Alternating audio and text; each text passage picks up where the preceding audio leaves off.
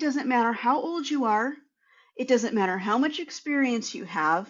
You're going to make mistakes. And you know what? You're a human being. It's okay. Nobody gets mad when you say, I did it.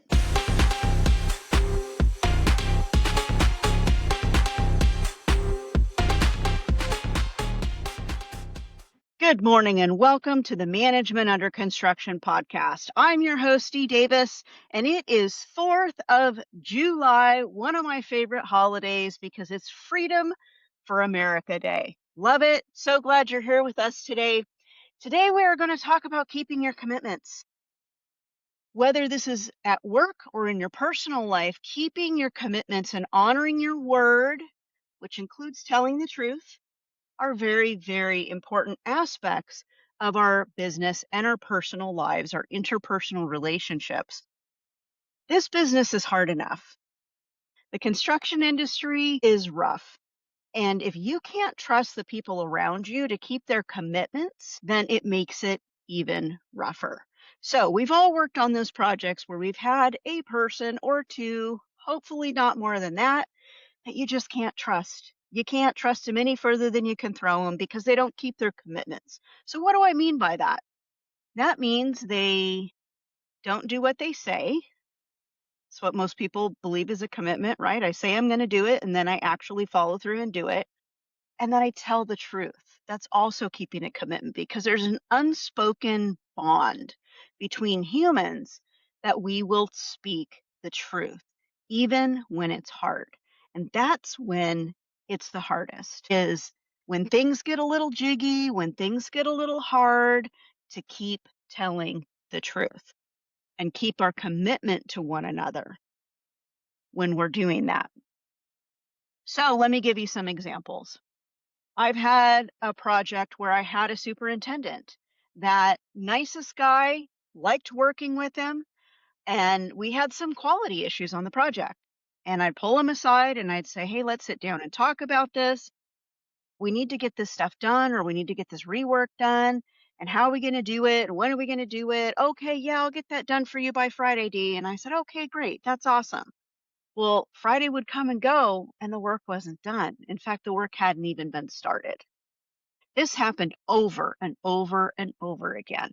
This was a lovely young man who was probably put in a position that he shouldn't have been in. He probably didn't have adequate experience in the industry to be running a project. And I doubt he had the proper support and supervision to do it either, and was just sort of left flapping out in the wind there. Now, is that all his fault? Maybe not. But I did end up speaking to him numerous times, and he kept failing to meet his commitments. Now we have a trust issue. Now I can't believe anything he says. I go to his supervisor and I say, hey, listen, this is the problem that I'm having with this guy. I think he's a nice guy. We get along great, but he's not keeping his commitments.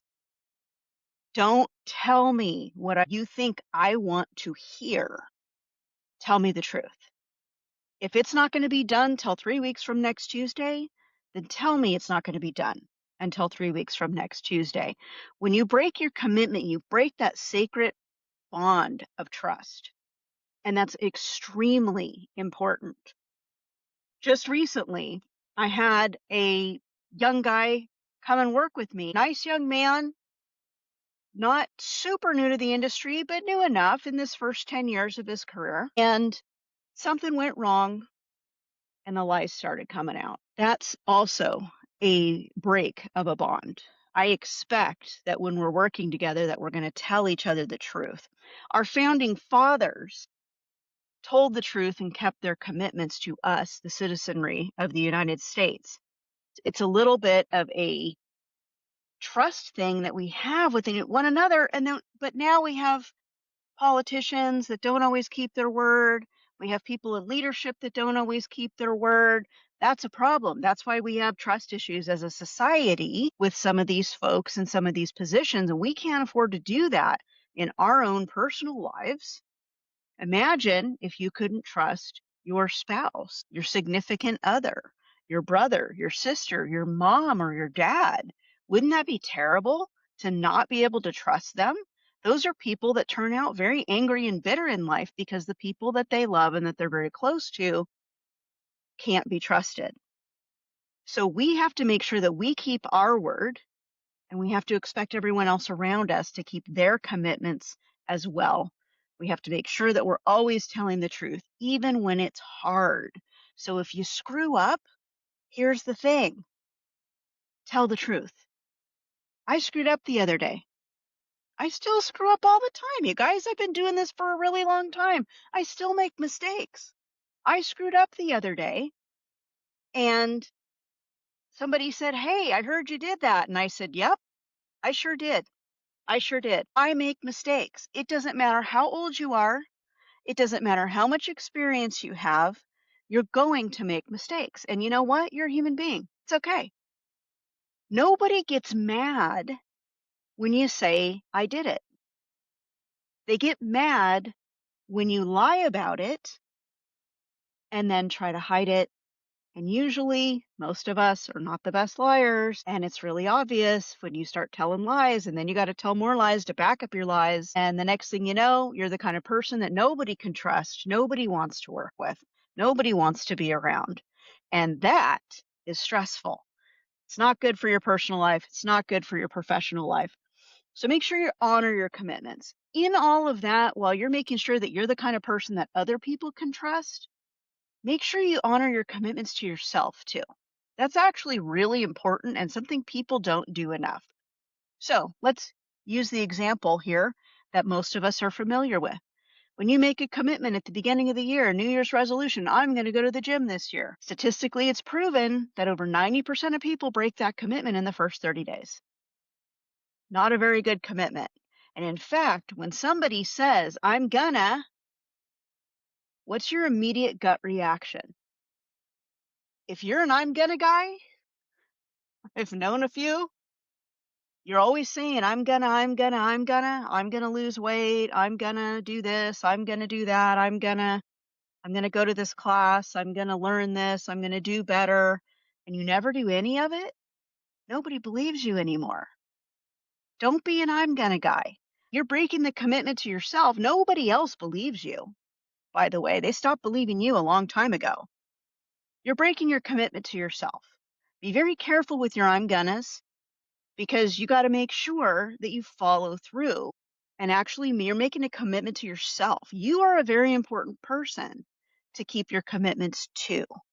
So make sure that when you say, "I'm gonna," like I did earlier this year, one of the things that I said I'm gonna do when I started this project, and I ended up with extra time in the evenings by myself, I'm gonna learn Spanish. And I have.